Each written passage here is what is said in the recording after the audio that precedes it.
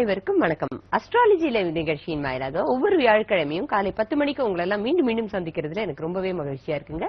நீங்களும் இந்த நிகழ்ச்சிக்காக ரொம்ப ஆஸ் யூஷுவல் இன்தூசியாஸ்டிக்கா வெயிட் பண்ணிட்டு இருப்பீங்க. ஏன்னா உங்க எல்லாருக்கும் நல்லா தெரியுங்க, சயின்டிபிக் அஸ்ட்ராலஜர் ஜாதக ஜாம்பவான் டாக்டர் பன்னி பாலராஜ் அவர்கள் அவரோட கேரியர்ல பார்த்த நிறைய விதமான எக்ஸ்பீரியன்ஸை நம்ம கூட தொடர்ந்து ஷேர் பண்ணிட்டே வந்துட்டு இருக்காரு. இன்னைக்கும் சார் கிட்ட நான் வேலை வாய்ப்புகள் பத்தி இன்னும் நிறைய விஷயம் கேட்க போறேன். ஸ்கிரீன்ல வர நம்பர் கால் பண்ணிட்டு லைவாவே நீங்க உங்க கேள்வி எல்லாம் கேட்கலாம். பட் கால் பண்றதுக்கு முன்னாடி டிவி வால்யூம் கம்மி பண்ணிட்டு நீங்க யாருக்கு பலன் கேட்கணுமோ அவங்களோட ராசி நட்சத்திரம் முக்கியமா லக்னம் எடுத்து வச்சுட்டு கால் பண்ணுங்க. இப்ப நிகழ்ச்சிக்கு போலாமா? வணக்கம் சார். வணக்கம். உலகமெங்கும் வாழும் சங்கரா தொலைக்காட்சி நேயர்களுக்கு என் உள்ளம் கனிந்த பணிவான காலை வணக்கத்தை உறுதாக்கி மகிழ்கின்றேன். சார் இப்ப இந்த வேலை வாய்ப்பு நம்ம சொல்லும் போது நிறைய பேர் படிச்சது ஒண்ணா இருக்கும், ஆனா வேற வேலை செய்வாங்க. அந்த மாதிரி சில பேருக்கு வேலையே கிடைக்காது, இல்ல கிடைச்சா அந்த வேலையில இருக்க மாட்டாங்க, இல்ல சில பேருக்கு அங்க அவளை மச்சு ட்ரையே பண்ணிருக்க மாட்டாங்க, அவங்களுக்கு ஒரு பெரிய வேலை கிடைச்சிருக்கும்.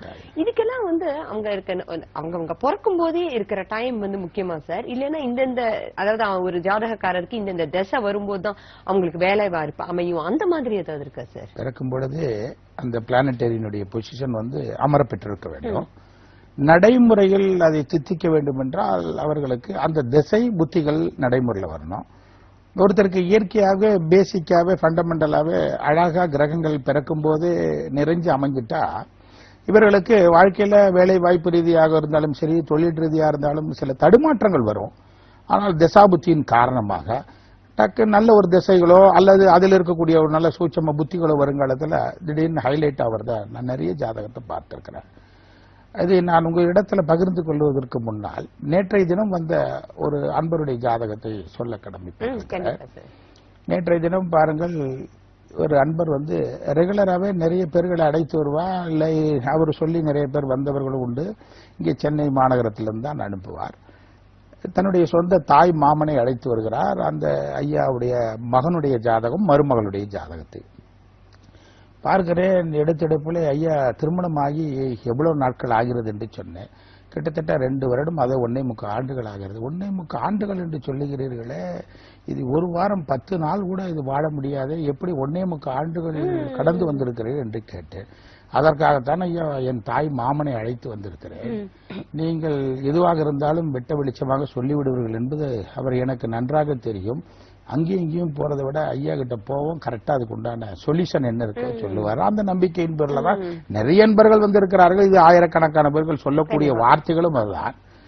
அந்த ஜாதகத்தை பார்த்தெடுப்பிலே சொன்னதற்கு என்ன காரணம், அந்த பையன் பிறந்திருப்பது, தன்னுடைய மகன் பிறந்திருப்பது மகர லக்னம். அந்த மகர லக்னத்திற்கு ஏடுக்குடைய களத்திர ஸ்தானாதிபதி என்று சொல்லக்கூடியவன் ஒரே சிங்கிள் கேந்திர ஆதிபத்தியம் படைத்தவன் சந்திரன். அந்த சந்திரன் பார்கள் மருகேந்திரத்துல ஒன்று தசமகேந்திரத்தில் அமரப்பட்டிருந்தாலும் தோஷம்தான், இல்லது 4ஆம் இடத்துல அமரப்பட்டிருந்தாலும் தோஷ குற்றம்.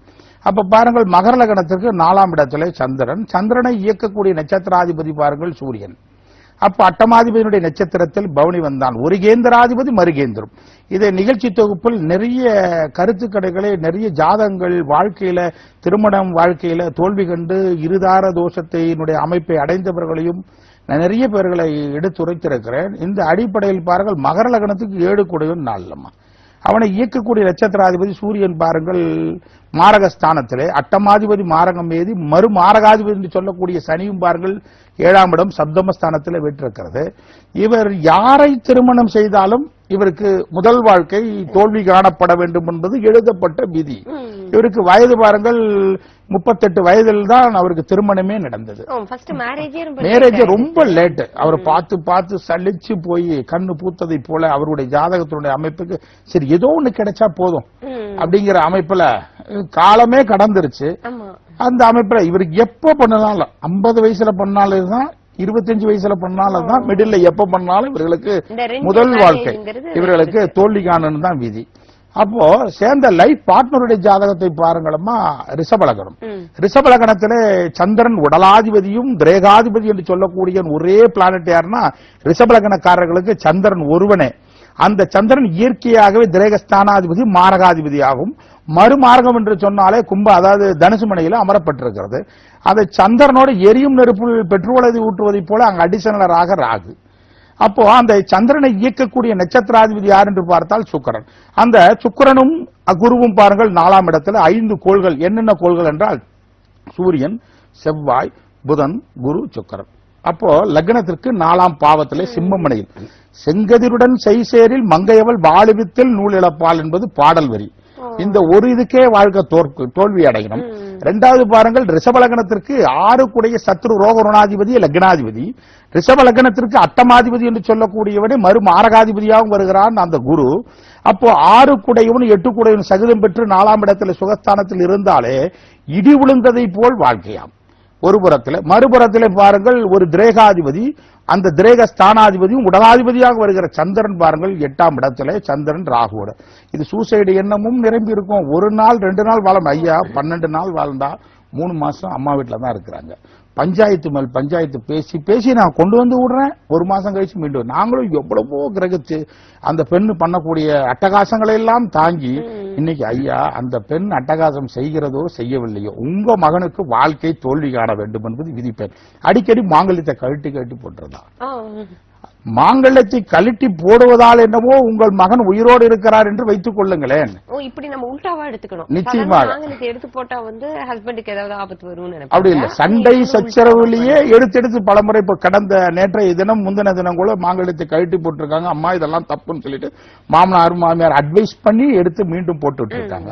இது மாதிரி பலமுறை நடக்கிறதுக்கு என்ன காரணம்? இந்த மாங்கல்யத்தை எடுத்து சண்டை ரீதியாக போடும்போது மாங்கல்ய தோஷம் நிவர்த்தி ஆகிறது ஒரு புறத்தில் இருந்தாலும், மறுபுறத்தில் ஒன்று கணவன் ஜாதகம் மனைவியை கொல்ல வேண்டும் என்பது விதி.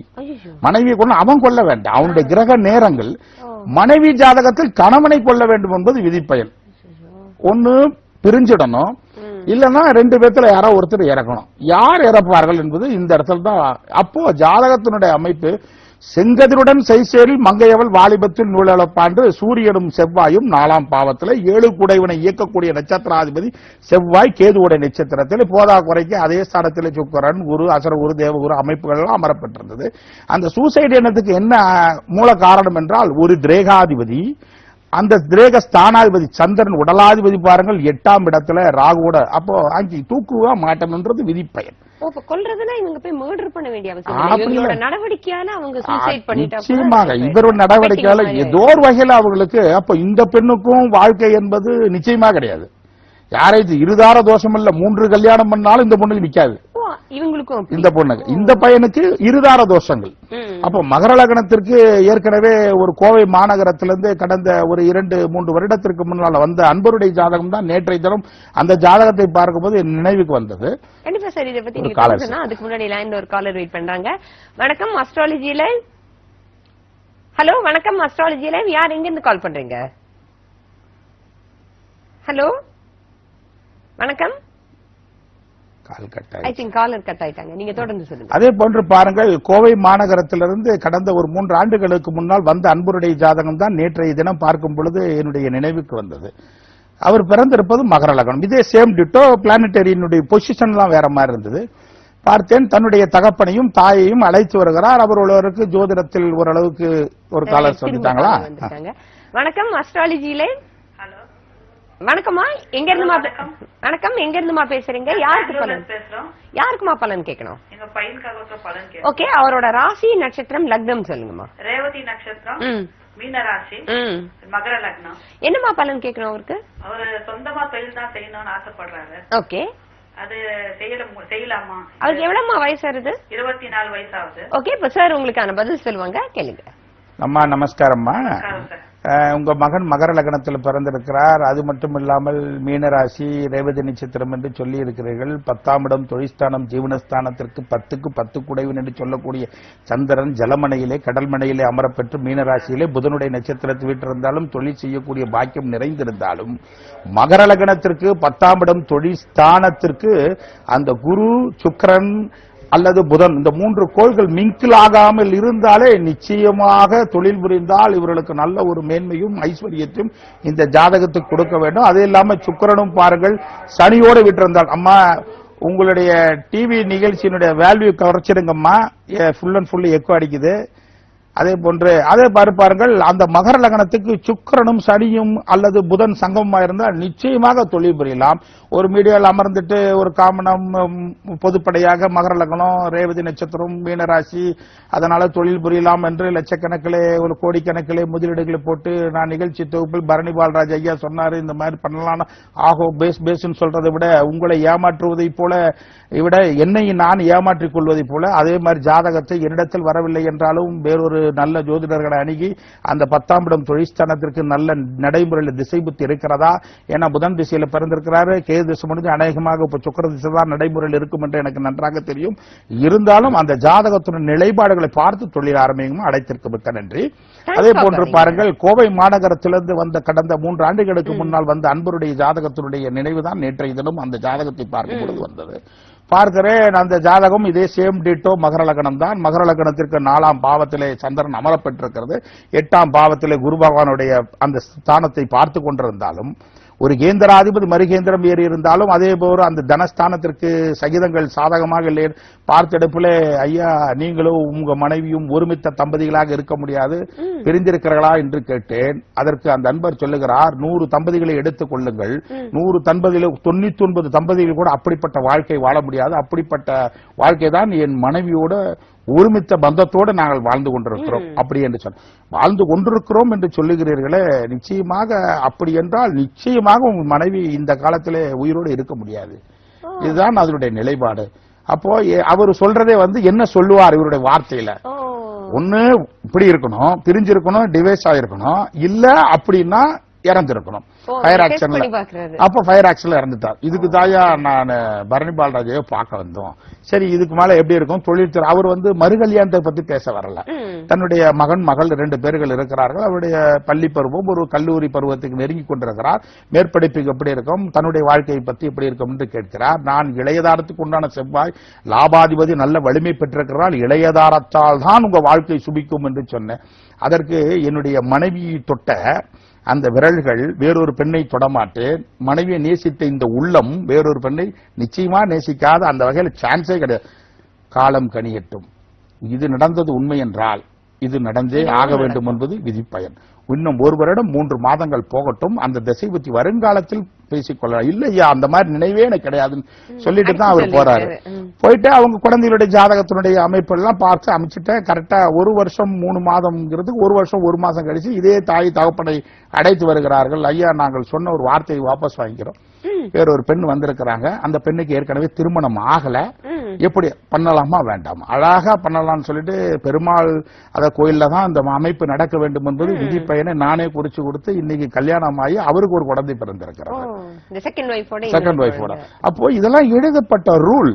இதெல்லாம் மாத்திட முடியுமானா இந்த ஜாதகத்துக்கு மகர லக்னத்திற்கு 4ஆம் இடத்துல அந்த பையனுடைய ஜாதகத்தை ஒன்று அதே போன்று பாருங்கள். மாங்கல்யத்தை கழட்டி நேற்றைய முந்தின தினம் போட்ட போது அந்த மாமனாரோ மாமியாரோ நிறைய அட்வைஸ் எல்லாம் சொல்லி அவர்கள் பாருங்கள் மீண்டும் ஏனுங்க ஐயா போட வச்சீங்க, இது தவறு, ஐயோ எனக்கு தெரியாது, ஆனா சனிக்கிழமை கொண்டு போய் விடலான் இருக்கிறார், நாளைக்கே கொண்டு போய் விட்டுடுங்க ஐயா, அவங்க வீட்டுல கொண்டு போய் மொத்தமா விட்டுட்டு டைவர்ஸ்க்கு அப்ளை பண்ணிடுங்க.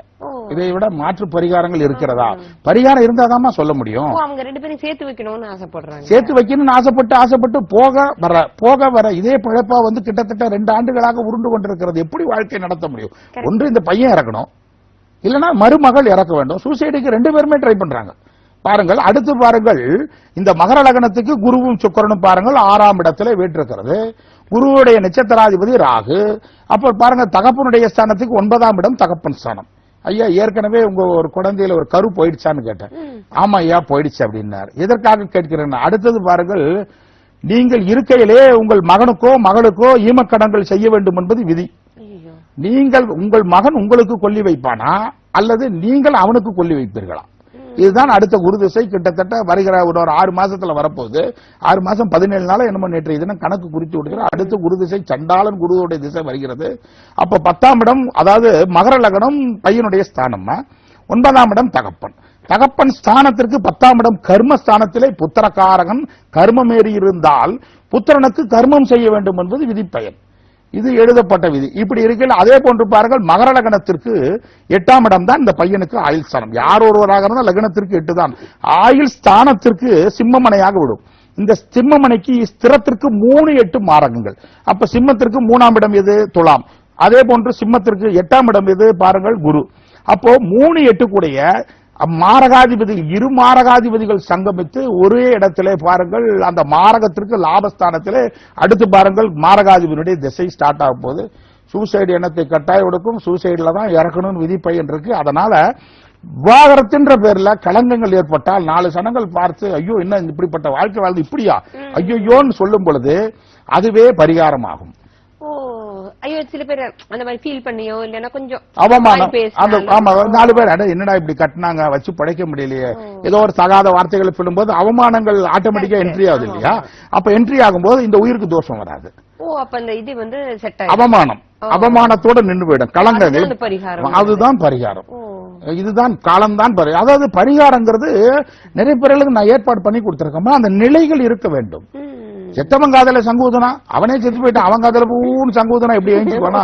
அதனால அந்த நிலைகள் அங்கு இருந்தால் அவனுக்கு அந்த நிலைப்பாடுகளுக்கு ஏற்றவாறு பரிகார நிலைப்பாடுகள் இப்படி பண்ணலாம், அந்த மாதிரி அமைப்புகள் பண்ணலாம் என்று சொல்லுவேன்.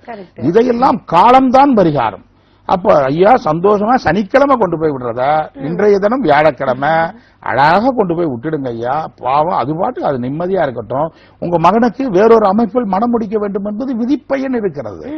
ஆனால் காலங்கள் கடக்கணும். குரு திசையில சுய புத்தியை கடக்க வேண்டும். இதெல்லாம் எழுதப்பட்ட ரோல். இதையெல்லாம் விட்டுட்டு நான் இப்படி பொருத்தம் பார்த்தேன், 9 பொருத்தம், அந்த 10 பொருத்தம், 11 பொருத்தம், எந்த பிரயோஜனமும் புண்ணியமும் கிடையாதுமா. அதே போன்று பாருங்கள், நீங்க நிகழ்ச்சி தொகுப்பு ஆரம்பிக்கும் போது ஒருவர் தொழில் ரீதியாக தாழ்வடையக்கூடிய நிலைகள் எப்படி இருக்கும், தொழில் ரீதியாக நல்ல வெற்றி பெறக்கூடிய அழகான ஒரு வார்த்தை, ரெண்டையும் சொல்லணும் இல்லையா? நிறைய மைனஸ் நான் நிறைய சொல்லியிருக்கேன். தொழில் ரீதியான சில பிளஸையும் சொல்லணும்னா, ஒரு உதாரணத்துக்கு சிம்ம லக்னம். சிம்ம லக்னத்திற்கு லைஃப் பார்ட்னர் என்பது 85% வந்து தோத்துருமா. அது ஆணாகட்டும் அல்லது 85%, 85% அறுதிட்டு சொல்ல முடியும். மீதி 15% பேர்கள் நல்ல சுபிட்சமாக இதே சிம்ம லக்னத்தில் சிறப்பாக செல்வ செழிப்போடு மனைவியோடு மக்கள் மழலை செல்வத்தோடு பூத்து குழும்புவர்களையும் பார்க்கலாம். எழுதப்பட்டிருக்கும். அதுதான் அடிக்கடி சொல்லி, எழுதப்பட்ட புத்தகங்கள் தான் நம்மளுடைய வாழ்க்கை என்பது. நம்மளுக்கு வேணா ஜாதகம் இல்லாம கூட இருக்கலாம், அறியாமல் இருக்கலாம், பெற்றோர்கள் குறித்து வைக்காமல் இருக்கலாம். Date of birth, place of birth, time of birth இதெல்லாம் கொடுத்துட்டா நீட்டா தட்டினா என்னுடைய சாப்ட்வேர்ல நிறைய பேர்களுடைய அமைப்பை வச்சிருக்கிறேன். அப்ப கேரளா சாப்ட்வேர் தான் நான் வச்சிருக்கேன். ஒரு காலர் இருக்காங்க. வணக்கம், அஸ்ட்ராலஜி லைவ். யார் எங்க இருந்து கால் பண்றீங்க? வணக்கம் மேடம், நான் சாந்தி பேசுறேன் காஞ்சிபுரத்துல இருந்து. ஓகே சாந்தி, நீங்க யாருக்கு பலன் கேட்கணும்? என்னோட ஹஸ்பண்ட் கேக்குறேன் மேடம். ஓகே, உங்க ஹஸ்பண்டோட ராசி நட்சத்திரம் லக்னம். சார் கிட்ட தான். ஆமா, சார் கிட்ட தான் கேட்கணும். அவரோட ராசி நட்சத்திரம் லக்னம் சொல்லுங்கம்மா. சார், உங்களை நான் ரொம்ப நாள் வந்து கான்டாக்ட் பண்ணேன், ஆனா இன்னைக்கு தான் எனக்கு வாய்ப்பு கிடைச்சது. ரொம்ப சந்தோஷம். ராசி நட்சத்திரம் லக்னம் சொல்லுங்கம்மா. உங்க ப்ரோக்ராம் நான் விடாம பாத்துட்டு இருக்கேன் சார். நான் ரொம்ப நாளா ஹஸ்பண்டோட வந்து நம்ம இது பிறந்த தேதி வந்து 1977 பிறந்த கும்பராசி, அவிட்ட நட்சத்திரம், லக்னம் வந்து மீனம். மீன லக்னம். ஓகே மேடம் வந்து என்ன கேட்டாங்கன்னு பரவாயில்லம்மா, இருந்தாலும் நீங்க ஆர்வ துடிப்புல என்னிடத்துல பேசணும்னு இருந்ததுக்கு ரொம்ப நன்றி தான். இருந்தாலும் ரொம்ப சந்தோஷமா. ரைட்டுங்கம்மா. அம்மா அம்மா என்ன ராசி? கும்பராசி, மீன லக்னம். அதாவதுமா மீன லக்னத்தை லக்னாதிபதி என்று சொல்லக்கூடியவனே கர்மாதிபதியாகவும் ஜீவனாதிபதியாகவும் வருகிறவன் லக்னத்திற்கு 7ஆம் பாவத்திலே கன்னிமனையில் தற்போது அமர்ந்து நேரடியான பார்வையால லக்னத்தை பார்த்து கொண்டிருப்பது ஒரு சிறப்பு தான். அது மட்டுமல்லாமல் ராசிக்கு இந்த தன லாபாதிபதியாகவும் வருகிறான். அந்த குரு பகவான் 8ஆம் பாவத்தில் அமர்ந்திருந்தாலும் லக்னத்திற்கு அட்டமாதிபதி என்று சொல்லக்கூடியவன் சுக்கராச்சாரியார் நல்ல சீரும் சிறப்புமாக இருந்தால் எந்த தோஷ குற்றமும் இல்லை. அது இல்லாம பொன்னவனுடைய பார்வை பாருங்கள், லக்னாதிபதி லக்னத்தை பார்ப்பதால் உங்கள் கணவருக்கு அந்த மாதிரி தோஷங்கள்லாம் வந்துடாதுங்கம்மா. நீங்க அது இல்லாம ஜாதகத்தினுடைய அமைப்பை நான் எத்தனையோ நாள் பெங்களூர் விசிட் பண்றேன். அது மட்டும் இல்லாமல் நீங்கள் வரக்கூடிய அடுத்த மாதம் கூட விசிட் பண்ணுவோம். முடிஞ்சா நேரடியா வந்து பாருங்கள். இல்ல அலைபேசியில் தொடர்பு கொள்ள வேண்டும் என்றால் உங்களுடைய கணவருடைய date of birth, place of birth, time of birth எல்லாம் கொடுத்துட்டு அதுக்கு உண்டான அமைப்பை கேளுங்கம்மா. தெளிவா சொல்றேன், நிச்சயமாக உயிர் தோஷம் இல்லை. லக்னாதிபதி லக்னத்தை பார்ப்பதால் அடைத்திற்கு மிக்க நன்றி அம்மா. Thanks for calling. அதே போன்று பாருங்களம்மா சிம்ம லக்னம். அந்த சிம்ம லக்னத்துக்கு 85% வந்து லைஃப் பார்ட்னர் ஆணாகட்டும் பெண்ணாகட்டும் அமையிறது இல்லைன்னா அந்த சனி சந்திரனோட கூட இருந்தாலும் சனி சந்திரன் ராகுவோட பீடிக்கப்பட்டிருந்தாலும் திசை புத்தி காலத்துல மைனஸ் ஆகிறத பார்க்கலாம். அதே போன்று நல்ல நிலை நல்ல உயர்வு பெற்றவர்களையும் ஒரு 15% பேர் தான் நல்ல சுபிட்சமாக வாழ்வர்கள் பார்க்கலாம். அந்த சுபிட்சத்திற்கு எப்படி இருக்க வேண்டும் என்றால் இந்த சிம்ம லக்னத்திற்கு தன லாபாதிபதி என்று சொல்லக்கூடியவனே புதன். சிம்ம லக்னத்திற்கு தனஸ்தானத்திற்கு தனாதிபதியாக வருகிறவன் கர்மாதிபதியாகவும், சிம்ம லக்னத்திற்கு தனஸ்தானம் கன்னிமனைக்கு 2-9 கூடிய தனபாக்கியாதிபதியாகவும், அதே போன்று கன்னிமனைக்கு பஞ்சமாதிபதியாகவும் யார் வருவான்னா அந்த சனி, அந்த சுக்கிரன், அந்த புதன். இந்த பிளானட் மட்டுமா 3 கோள்கள் அழகாக நல்ல சனி வந்து மைனஸான நட்சத்திரத்தில் இருக்காமல் அடர்ந்தா நல்ல குடும்பம் அமைஞ்சிருமா, நல்ல பொருளாதார மேன்கள் குப்பையில் கிடந்தாலும் இவர்கள்லாம் மாணிக்கும். இப்படிப்பட்ட ஜாதகத்துல டைரக்டா அந்த குரு எங்க இருந்தாலும் பார்த்திடக்கூடாது. இந்த சுக்கிரன் அந்த புதன் அந்த சனியை குரு பார்வை இருக்கக்கூடாது. மீதம் இருக்கக்கூடிய செவ்வாயு கூட டச் இல்லாம அழகா அமர்ந்துட்டா 10ஆம் இடம் தொழிற்ஸ்தானத்திற்கும் அம்சமான யோகங்கள் 1, 9, 2, 5 அழகா டச் ஆயிடும். 2ஆம் பாவத்திற்கும் பாருங்கள் 9, 10 கூடிய தர்ம கர்ம பஞ்சம எல்லா ஸ்தானங்களும் அமரப்பெற்றிருந்தால் இவர்கள் இவ்வாழ்க்கையில ஏழை எளியவர் வீட்டில் பிறந்தாலும் படிப்படியாக தன்னுடைய சுய முயற்சியால் ஏராளமான செல்வங்களை தேடி அரசனை போல் வாழ்பவர்களை பார்க்கலாம். நிச்சயமாக வருவார்கள். ஒரு சாதாரண ஒரு கடைநிலையில் இருக்கக்கூடிய ஒரு வீட்டில் பிறந்தாலும் சரி அவர்கள் கிடுகிடுகிடுன்னு வாழ்க்கையில் ஒரு காலகட்டத்தில் வேண்டுமென்றால் அவர்களுடைய வாழ்க்கையினுடைய தரம் மைனஸ்ல இருக்கும். நல்ல ஏன்னா புதன் சுக்கிரன் சனி இந்த 3 கோள்கள் சங்கமாயி அந்த செவ்வாயோ பார்வையோ அல்லது குருவுடைய பார்வையோ அந்த 3 பிளானட்டரி பொசிஷனுக்கு பார்க்காமல் இருந்து விட்டால் இவர்கள் இந்த பூ உலகத்தில் நல்ல மனைவி அமைவாள், நல்ல மழலை செல்வங்கள். குரு மட்டும் அது பார்வையை இல்லாமல் இருந்து குரு நல்ல ஸ்தானத்தில் இருந்தாலும் தத்தம் ஸ்தானத்தில் இருந்து விட்டால் நல்ல மனைவி, கண்ணுக்கு நிறைந்த அழகான மழலை செல்வங்கள், போதுங்கிற அளவுக்கு பேங்க் பேலன்ஸ், உடல் ஆரோக்கியங்கள், மேன்மைகள் எக்ஸெட்ரா எக்ஸெட்ரா எல்லாமே அழகாக கிடைச்சிருமா. பெரிய கோடீஸ்வரனா வாழ வேண்டாமா, ஓரளவுக்கு மீடியமான போதுங்கிற மனமே புன் செய்யும் மருந்துங்கிற மாதிரி அமர்ந்தால் இவர்கள் அந்த பூ உலகத்துல சிறகடித்து பறக்கக்கூடியவர்கள் அமர்றதா நிறைய பேர் ஜாதகத்தை பார்க்கலாம். அதே போன்று மைனஸ் எப்படி இந்த லக்னத்திற்கு இந்த 10ஆம் இடம் தொழிற்ஸ்தானம் இவர்களுக்கு மைனஸ்ல இருக்கணும். நல்லா படிச்சிருப்பாங்க, வேலை கிடைக்காது. அவார்டு வாங்கின ரிவார்டு வாங்கணும் வாங்க, 2வது கோல்டு மெடலா வாங்கின பள்ளியில் ஆகட்டும் கல்லூரியில் ஆகட்டும். ஆனால் வேலை வாய்ப்பு ரீதியா இந்த டென்ட் அடிக்கிற மாதிரி, இந்த டென்ட்னா அது ஒரு 3 மாசம் 6 மாசத்துக்கு ஒருக்கா அப்படி டென்ட் அடிக்கிற மாதிரி இவர்கள் நிலையில்லாத தன்மை ஏற்பட வேண்டும் என்றால் எப்படி எவ்வளவு டேலண்ட் இருக்கும். ஆனா டேலண்ட் என்பது வேற, சம்பாதிக்கக்கூடிய ஆற்றல் என்பது வேற. அப்ப பாருங்களம்மா அந்த சிம்ம லக்னத்திற்கு இந்த குரு, அதற்கடுத்து வரக்கூடியது செவ்வாய், செவ்வாய்க்கு அடுத்து வரக்கூடியது அதை சுக்கராச்சாரி. இந்த 3 கோள்களும் டச் ஆயிட்டாங்கன்னு வச்சுங்களேன், சுக்கிரனும் ஆகட்டும் குருவாகட்டும் 2வது செவ்வாய், இந்த 3 சங்கம் ஆயிட்டாங்கன்னா இவர்களுக்கு தொழிலே சரியா அமைறதில்லம்மா. இவர்கள் சிம்ம லக்னத்துக்கு இல்ல ராசிக்கு சொல்லவில்லை, எல்லாம் ராசி லக்னம் தான் அடிக்கடி லக்னம் லக்னம் லக்னம் சொல்லுவனே அந்த லக்னம் தான் உயிர் ஸ்தானம். இவர்கள் எவ்வளவு திறமை இருந்தாலும் அவர்களுக்கு பாருங்களேன், அரசு அதிகாரியா வந்தாலும் சரி திடீர்னு எழுதி கொடுத்துட்டு வர்றது இவர்களே, இல்ல டிஸ்மிஸ் பண்ணி கழுத்தை பிடிச்சி வெளியே தள்ளுபவர்கள். நான் பைலட்டா இருக்கிறேன், ஐயா நான் தான் ஹெட் ஆஃப் த டிபார்ட்மெண்ட் என் கையில இருக்கலாம் சொல்லுவாங்க. நீங்க எந்த டிபார்ட்மெண்ட்ல எனக்கு அவரை தெரியும் இவரை தெரியும், உலக அளவில் இருக்கக்கூடிய பறந்து விரிந்த கோடீஸ்வரர்களை தெரியுமான்னு நிறைய பேர் இடத்துல கேரளால இருந்து வந்திருக்கிறாங்க, மலேசியா ஆகட்டும் சிங்கப்பூர் ஆகட்டும் மஸ்கட்டை பல நாடுகள்ல இருந்து வந்தவர்கள். பார்ப்பேன் நீங்க இப்ப வேலையெல்லாம் எழுதி கொடுத்துட்டு வீட்டுல தூங்கிட்டு இருக்கீங்க, உங்களுக்கு யாரையா அவரை தெரிய வர தெரியுங்கிறீங்க. உங்களுக்கு கடவுளே பழக்கமாக இருந்தாலும் பக்கத்து வீட்டிலே இருந்தாலும் உங்களுக்கு விதி பெயர் எழுதப்பட்டிருந்தால் இப்படித்தான் அமையும் என்பது அடிக்கடி சொல்லு. அப்போ குரு சுக்கிரன் செவ்வாய் மிங்கிள் ஆகக்கூடாது. அப்போ மற்றவைகளை அந்த சனி புதன் கூடனாலும் திடீர்னு பிளஸ் ஏற்படும், திடீர்னு டவுன் ஏற்படும். இந்த மாதிரி அதே போன்று பாருங்கள் கடகலகனம். இந்த கடகலகனத்துக்கு இந்த செவ்வாய் புதன் மிங்கிள் ஆகக்கூடாது. செவ்வாய் புதன் போதா குறைக்கு நெருப்புல பெட்ரோல் ஊத்துற மாதிரி அங்க சனி வேற ஓடிட்டான்னு வச்சுங்களேன், இவர்களுக்கு வேரியேஷன் இருந்துகிட்டே இருக்கும். Up and down up and என்னடா அது இப்படி போனோம் அப்படி போனோம் ஒண்ணுமே ஜெயிக்க முடியலையே, ஒரு லெவலாவே இருக்க முடியாது. இதுவும் அதுதான்.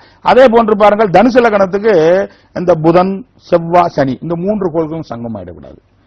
செவ்வாய் புதன் சனி 3 கோள்கள் தனுசு லக்னத்திற்கு. அப்ப தொழில் வந்து இவர்களுக்கு அரசு துறையில நிறைய பேர் அங்கம் வகிப்பவர்களை பார்க்கலாம்.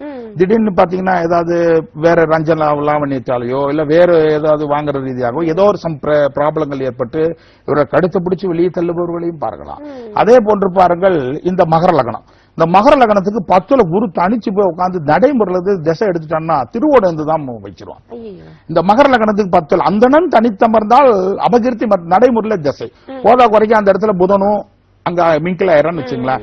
இல்ல ஒரு புதன் பிளஸ் சுக்கிரன் புதன் ஏதோ ஒரு வகையில மிங்கிள் ஆகி நடைமுறையில திசை புத்தி வந்தாலும் இவர்களுக்கு தொழில எவ்வளவு உயரத்துல இருந்தாங்க, அப்படி இருந்தாங்க இப்படி இருந்தீங்க கீழ்நிலைக்கு தள்ளப்படுவர்கள். மகரத்துக்கு 10ஆம் இடத்துல குரு தனிச்சிருந்தால் அந்த திசை புத்தி நடைமுறையில் வந்து விட்டால் அவர்களுக்கு நிறைய தொழில் ரீதியான இடர்பாடுகளை சந்திப்பதை பார்க்கலாம். அதே போன்று பாருங்கள் மிதுன லக்னம். இந்த மிதுன லக்னத்துக்கு பாருங்கள் இந்த சுக்கிரன், இந்த சூரியன், அந்த சனி, இந்த 3 கோள்கள் டச்சே ஆயிடக்கூடாது.